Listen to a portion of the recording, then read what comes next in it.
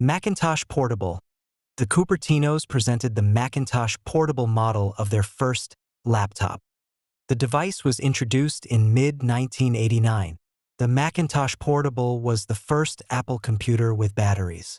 The computer had sufficient power and was equipped with a full-size keyboard, a floppy disk drive, and a trackball for cursor control. Not the largest 9.8-inch matrix was used to obtain the data. Although the screen was monochrome, it had a good resolution of 640 by 400 pixels for that time. Some desktop PCs could not display such a clear picture. The Macintosh Portable power system was extremely inconvenient and complicated. The batteries, which take up most of the weight, took a very long time to charge, and when fully discharged, they did not allow the computer to turn on after plugging into an outlet. The project was closed in 1991, having sold only a few tens of thousands of copies in 2 years. Since the device had a high cost, its price was $6,500. To their credit, the Cupertinos made the right choice by launching the successful PowerBook series of laptops by the end of 1991.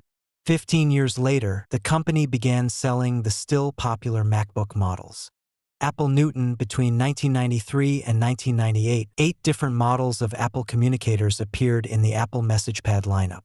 None of the pocket computers released at that time achieved significant distribution and popularity. The gadgets were big, complex, and needed software.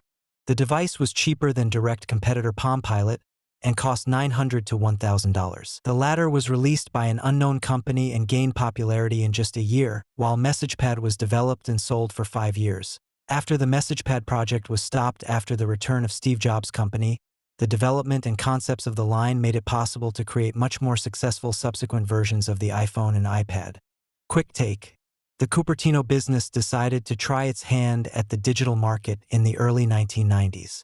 Thus, 3 models of Apple QuickTake cameras were released from 1993 to 1997. The QuickTake 100 and 150 were developed by Kodak, and the QuickTake 200 was released by Fujifilm. All 3 models had a 0.3 megapixel sensor, which was small by today's standards and allowed you to create images with a resolution of 640 by 480 pixels. The camera had no optical or digital zoom and no manual focus mode. Cupertino buyers skimped on the built-in drive. Thus, the camera could store only 8 photos at maximum resolution or up to 32 photos at a resolution of 320 by 240 pixels. At the same time, it was not possible to delete or view the captured footage on the camera itself. Since the second model had a more capacious drive, it could store up to 16 images in maximum quality.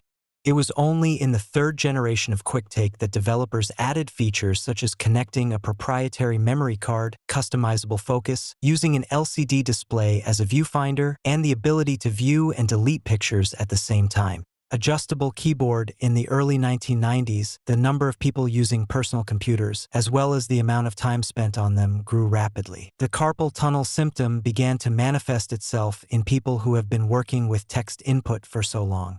Some activists in the United States have even tried to sue keyboard manufacturers and designers. Apple took advantage of a good reason and released an ergonomic keyboard model to solve such problems. The changeable keyboard consisted of 2 side parts held together by a massive metal base. The sidewalls could move so that the keys could be in a comfortable position. Plastic pads provided additional hand support. Although the model made working at the computer less difficult for the user's hands, some design mistakes completely destroyed the tool. Apple Pippin. In 1996, when Virtual Boy, Nintendo 64, and Sega Saturn were the most popular consoles, a strange console called Pippin appeared. The device already had a built-in modem and allowed you to play online games. The console was a simple computer based on a low-power PowerPC processor. The system was running a stripped-down version of Mac OS, so all the games were terrible. Only one company has decided to release games for the Apple console in the 2 years of the product's existence. The Japanese Bandai Group has tried to maximize the benefits of inexpensive hardware, even buying out a license to manufacture consoles for its domestic market. Thanks to all the aforementioned disadvantages, Apple Pippin cost about $600, almost twice as much as its main competitors. After 2 years, the project was closed, and according to official data, less than 50,000 Apple consoles were sold. Macintosh TV in 1993, a PC with a built-in TV tuner appeared in the model range of Apple computers, which is quite unexpected. The device was extremely controversial, reviewers fiercely criticized it, and users were never able to figure out the final solution. The basis for this was a Macintosh LC500 series computer, and the image was broadcast on a 14-inch Sony Trinitron CRT screen. Although the cable signal decoding board was built into the computer, this feature was not included in the operating system. The Macintosh TV had ordinary hardware and had virtually no improvement options. RAM was the only module that could be upgraded. There was simply no way to increase the storage capacity, replace the processor, or install additional expansion cards. The Macintosh TV cost $2,079. In total, less than 10,000 devices were sold.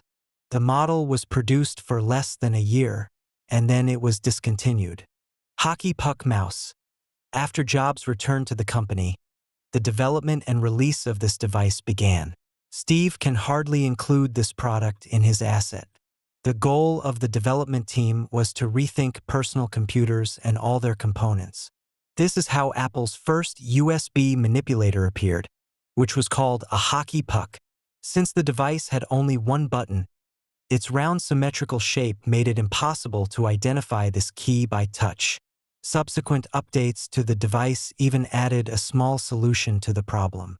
Numerous comments were related to the long-term work with this mouse. Instead of just selling a separate accessory, this manipulator for the famous iMac G3 was equipped with eye-catch pads from third-party manufacturers, which made it more convenient to use. The Apple Hockey Puck model lasted only 2 years and was replaced by the Pro Mouse. Power Mac G4 Cube. The Power Mac G4 system unit was part of Apple's line of desktop computers in the early 2000s. The powerful filling and high performance of the device explained its large size. Jobs decided to release a much more compact computer with a simplified filling in order to attract a new audience. Collaboration with Johnny Ive led to the development and release of the Power Mac G4 Cube model. Although the computer remained at the level of the basic Power Mac G4 in power, the components were tightly packed. To enhance the wow effect, it was decided to make the body of the new device very small. It was placed in a cube, the sides of which are 8 inches or 20 centimeters long. During the design process, it was decided to abandon the computer cooling system.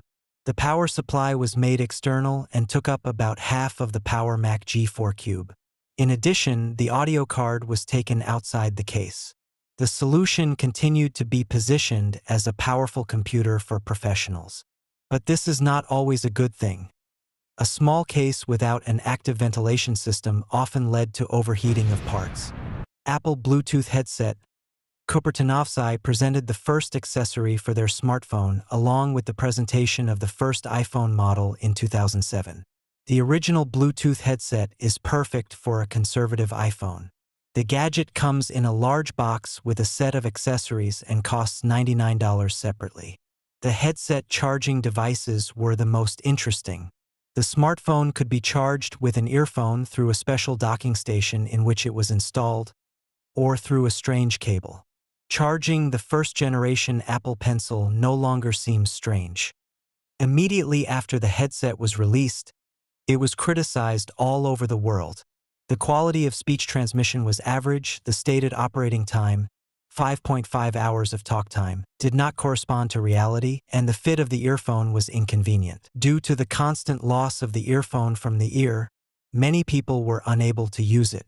Since there was only one function button on the case, you could forget about changing the volume level without using a smartphone. In addition, the strange charging accessories completed the impression of a failed product. eMate, the black and white screen device, was a development of Newton's pocket computers. He had programs for editing sketches and a keyboard for working with text. Although Apple tried to sell it to schools, they didn't rate the laptop model for $800. All other people were disappointed with the childish design of the device. iPod Hi-Fi. Apple showed it along with the first Mac Mini in 2006. There was an iPod dock on top of the $350 system. It didn't work without the player. The device was not in demand. There were enough competitors on the market, they connected to any source, played no worse, and cost less. The U2 iPod. This deal took place between U2 and Apple. Users have the option to download the new Vertigo single on iTunes. In addition, the entire discography of the band was on it. People couldn't figure out why they would buy a regular iPod because it cost $50 more.